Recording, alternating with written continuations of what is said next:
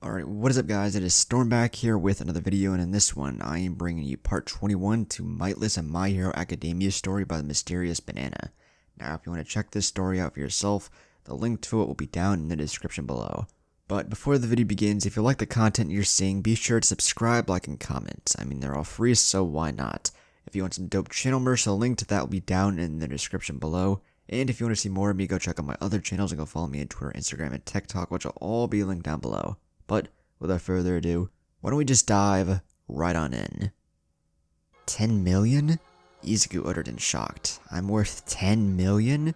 This was the second event, Cavalry Battle, and it had seemed that the whole letting Todoroki nearly win but snatch the win from him since breaking his spirit plan backfired on the young green-haired boy.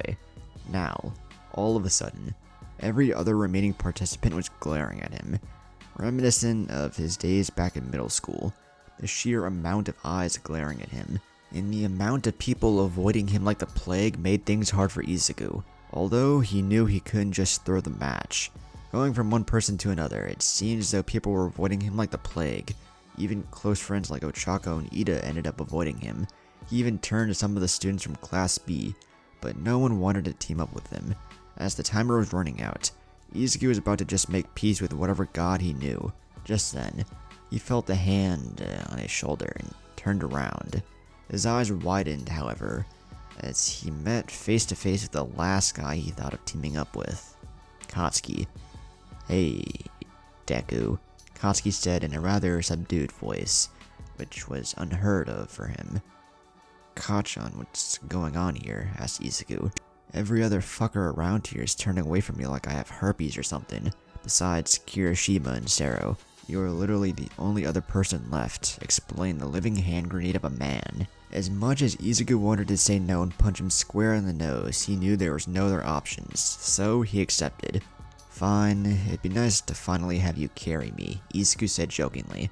"Don't push it, broccoli head," Katsuki said in a pissed off tone. As the teams got into position, Izuku called his team into a huddle, discussing a strategy. He knew he had to improvise. What he had to work with was tapes, explosives, a living human shield, and his wind ability. As the teams got into place, Midnight re-explained the rules. One final rundown of the rules here. The team must remain a unit. If a member of a unit is spotted separating from the group, their whole team will be disqualified. Suddenly, a spark of genius hit Izuku. Should a teammate get spotted? Spotted, that's it, he thought as a light bulb lit up in his head. "Guys, I got a plan," Izuku said. "Really? Let's hear it," replied Sero, smiling. As the horses got into position, Midnight started to count down. 3, 2, 1, go. As expected, all of the teams charged at Izuku's squad. Looking around though, he didn't see Todoroki. Even when losing, he still managed to keep your cool, huh? Most impressive, thought Izuku, as several students rushed in. "Bring it on!" Katsuki roared. "No, Kachan, we stick to the plan," Izuku corrected. As much as Katsuki wanted to charge forward, Sero and Kirishima giving him the dirty look allowed him to restrain himself. Immediately, their team was hit with a barrage of hits, as the students were determined to take Izuku's headband. But in the ensuing chaos, the sheer amount of force dealt from the multiple assortment of quirks raised a massive smokescreen, especially enlarged by Katsuki, who activated his explosion quirk to minimize the damage. Sounds of fighting covered the battlefield, as it became hard to tell what happened. Suddenly, several teams felt someone pass by as the band in their heads were torn off. Shocked, they turned around and saw several other groups holding their headbands. "Hey, what the hell, aren't you on our side?" yelled Toru, staring at the smug blonde that was holding a collection of headbands. "Sides? Since when were there sides? This is a free-for-all, remember? So why shouldn't I take someone else's headband when they literally offer them to me?" replied Monoma. Suddenly, Katsuki flew through the air, snatching the headband belonging to Monoma as he was bragging. "That goes for you too, you fuck," Katsuki cackled. "What the? How the hell did they get over there?" screamed Mina's team. "Yeah, with all that chaos, the only way they could have slid through was if they split up," Sarah responded, cutting off Tetsu. "Wait, you didn't?" he uttered, shocked. "That's against the rules. Ref, disqualify them now." "No can do," replied Midnight. "What?" they shouted in unison. "We only disqualify cheaters. If we have concrete proof that they're cheating, In that giant smoke, anyone could have split up. We can never be too sure, she replied. Izuku smiled. Yeah, in the word of the great gambler Arby, it's not cheating if you don't get caught, Izuku responded. Suddenly, as if in a sudden flash, a blur zoomed right past him, tearing off his 10 million point headband. Izuku, with cold sweat running down his neck, turned to the left to see Todoroki with Ida and his team, holding his band. You too should pay more attention to your surroundings, Todoroki said coldly. Izuku, seeing this, immediately ordered his team to give chase to Todoroki, but then realized they put a fake-out headband on him, with the number hidden as if he never lost the headband in the first place. And with the other team still recovering from their shock, no one even saw that Todoroki stole his headband. And so the horde of horses continued to chase after Izuku. Why you? Hey you horses, do you want my headband? Take it, Izuku yelled, as he threw his headband into the air, and immediately chased after Todoroki's group as the other team fought each other for a fake band. Izuku charged at Todoroki, who sensed that Izuku was getting desperate, a state he never saw him in. Smiling with satisfaction, he whispered back, now who's a step ahead of who? This really seemed to trigger Izuku, as his desperation turned into a rage that would have made most people believe he got possessed by Katsuki. You bastard! Izuku yelled, boosting their entire team forward by launching double cyclones behind him. As soon as they were close to the gap, however, ice was sprouted out of the ground, stopping the group dead in their tracks. Only 2 minutes left, and Team Todoroki was still sitting pretty with their 10 million point band, which the rest of the teams have now realized that he took. Katsuki, however, seemed more angry. I ain't gonna lose, he said softly at first. Because of you, Deku. Katsuki blasted right through the multiple ice walls Todoroki made. Sero, shoot at them with your tape, Izuku ordered. I can't hit them, they're too fast, Sero exclaimed. Damn it, Izuku yelled back. Suddenly, the ground surged with electricity, and just as the other teams were closing in, paralyzing everyone. Good work, Kaminari. Todoroki praised the now brain-dead battery boy as their group dashed to safety with only 20 seconds to spare. The countdown started, as the team eased up. People were counting it down as well, impressed with how they managed to hold everyone off. But, in the deafening cheers of the crowd, Todoroki's eyes widened as a single blonde-haired kid dashed through the shadows, snatching one of the bands Todoroki had around his neck.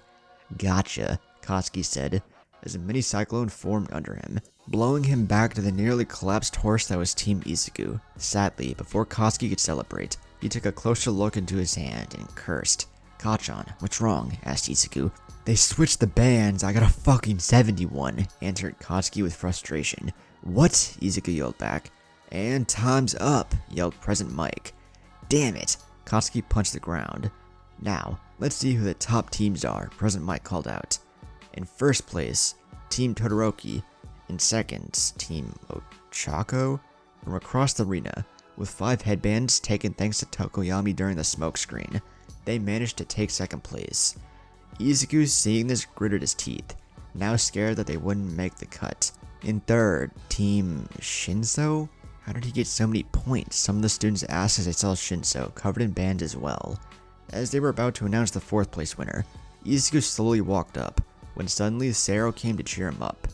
If you're really worried about losing, don't sweat it. You know why? He asked with optimism. Why is that? Izuku asked back. Suddenly, Sero snapped off the tape that was protruding from his elbow. Katsuki's explosion sent several of Todoroki's bands flying off of him, so he used the tape that missed and snatched a few. And the 4th place is, President Mike said while imitating a drum roll. So in other words, Team Midoriya cheered President Mike. Izuku smiled in relief as tears of joy streamed down his face. Damn. Thanks, pal, Izuku said, hugging Sero. Hey, don't sweat it. Besides, we might end up fighting, Sero said with a smile. As the team scattered, Izuku headed back into the locker room. Noticing that Katsuki was looking at him funny, he punched the wall, causing it to crack as he gritted his teeth in anger. My plan failed? I can't believe myself. Not only did my plan fail, but I lost composure. Nearly made my team lose and now caused Kachan to get suspicious. How can someone like me possibly lead the league if I can't improvise new plans? Have I only gotten lucky until now? Izuku hit himself. Then he let out a light laughter. one that was showing his more insane side. Well then, guess that just means I still have room to improve. That's perfect. That means I can still avoid stagnation. I guess this isn't a complete loss.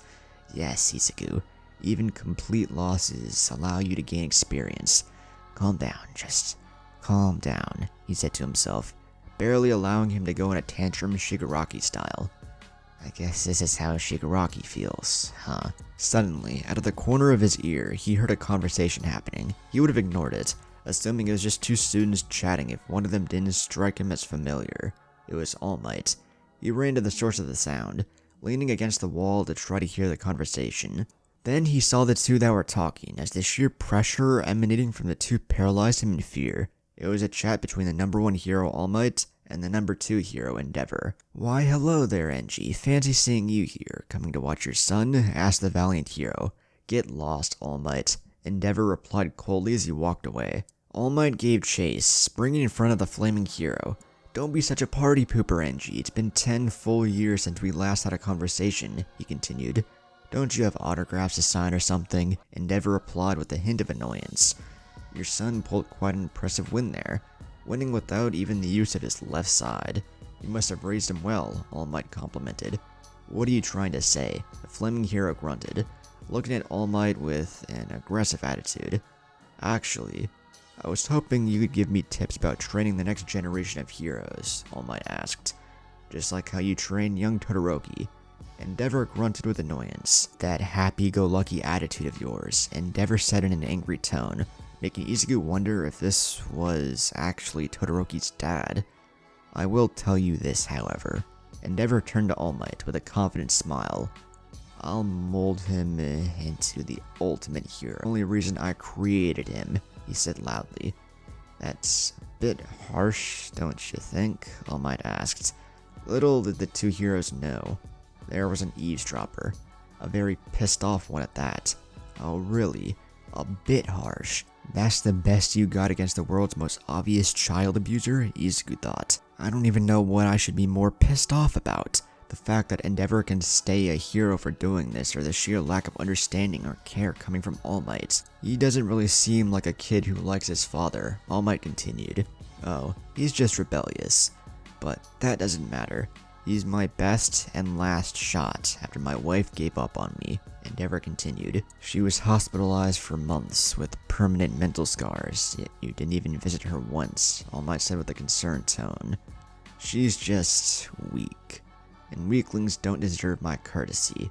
If that weren't the case, I wouldn't have disowned my other worthless sons, Endeavor replied, before walking away. But as Endeavor walked away towards the lounges, he felt a malicious aura coming from beside him, one that felt familiar to him, that of villains almost. Quickly turning around, he came face to face with Izuku. Hey, get lost, kid, you're not supposed to be here, he said in his usual but intimidating tone. How many? Izuku asked silently. Huh? How many of your sons have you disowned for not living up to your expectations? Izuku said in a pissed off attitude. None of your damn business, kid. Now get lost before I burn you to a crisp, Endeavor threatened, pointing his right hand at Izuku's face. Izuku brushed it aside, walking away. Endeavor, completely overlooking him, headed inside. Why are you a hero? Izuku suddenly asked before Endeavor entered his lounge. What? Endeavor replied. Heroes are meant to maintain peace and equality among people. They are meant to represent a goal that anyone can achieve. You don't fit into that category, Izuku continued. I really don't understand you, kid. Now hurry up and scram if you don't want to get cremated. I'm in a good mood today, and I don't want weaklings entering my personal space to ruin it, Endeavor replied. A pretty bad case of irony, considering you're a weakling yourself, Izuku said softly, but enough to trigger Endeavor. What was that? He shot up in a burst of flame. Face it, Endeavor, or should I say NG. You were always a weakling, and will remain weak for the rest of your life, Izuku continued, ticking him off. I'm the number 2 hero on a roster of hundreds, with the number of captured criminals higher than All Might's. So tell me, What exactly makes me weak, to the point where a pipsqueak like you is saying it? He roared at Izuku. There was a silence. So, why haven't you surpassed him yet? Izuku replied sternly. The flames faded as Izuku's words impaled Endeavor like a javelin, leaving him at a loss for words. You claim to be so strong, but you gave up at trying to surpass All Might, instead wanting your own children to do the job for you. You always claimed to be at your golden age, but instead of persevering, you strayed from the very path you set, hiding behind your own children, because you don't have any more self-confidence that you can do it yourself, Izuku scolded. Stop it, Endeavor uttered. Aren't heroes supposed to help people? Aren't they supposed to make every kid smile upon appearing? You must be a failure in your field, as not even your own child will smile at you. Look at yourself. The great Endeavor, abuser of women, disowner of children, the man who only cares about being number one, that he actually beat his own children. What a hero. I want to be like him when I grow up, Daddy. Will be what every kid says. Izuku continuously bashed Endeavor. Stop it, Endeavor said with a pissed off tone as his flames relit.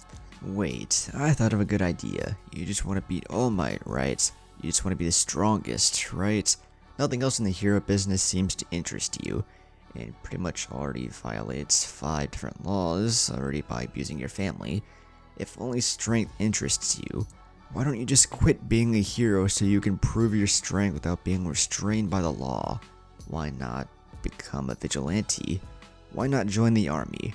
Why not be a villain? Izuku said, hitting the ultimate bullseye in Endeavor's nerves. Shut up! Endeavor said, as he blasted Izuku with a wall of flame, melting the stone walls, turning them into molten lava and setting off every single fire alarm. As the flames seized, Endeavor suddenly realized what he was doing, snapping back into reality. Oh God, what have I done? He said to himself, as he stopped his flames, as the sprinklers went off, forming a wall of smoke. Kid, are you okay? He said nervously, as sweat dripped down his forehead. Suddenly, a silhouette emerged from the smoke as a sigh of relief came to Endeavor, but was instantly overtaken with panic as he saw the state Izuku was in. His uniform's top half was incinerated. He must have tried to block the flames with his right arm, because it was charred black, as severe burn marks ran all the way up to his cheek. So now, you stoop so low that even a mere pipsqueak like me can provoke you? You sicken me, Izuku uttered weakly as he stumbled away in pain. Kid, wait, Endeavor called out in guilt. Don't apologize, because I get it now. Todoroki isn't a son to you. He's but a puppet, a toy. He's the personification and the seed of your arrogance, Izuku said, still stumbling away. Kid, please, let me at least take you to the infirmary, Endeavor insisted. It doesn't matter, Izuku continued, as if he didn't even hear Endeavor's pleas. Because I will crush your son in front of a live audience. And then, once you disown him, you'll have nothing.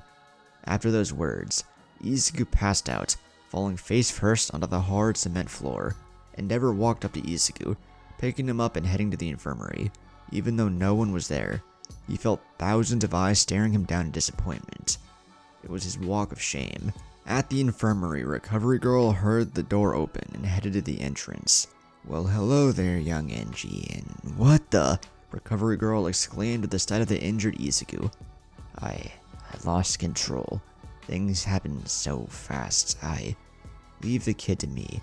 You'll have some explaining to do to the press, the old lady said, as she laid Izuku down on an operation table. Endeavor looked dejected, so he sat near the waiting room when Todoroki suddenly walked by, seeing his father in a state he had never saw him before. Dad? Todoroki asked, as his father turned his head away in guilt. What's going on? Why is he suddenly like this? Todoroki thought when the number 2 hero called him. Entering the infirmary, his eyes widened at the sight of Izuku before turning to his dad. Did you do this? He asked in disbelief. No answer. Dad, what did you do?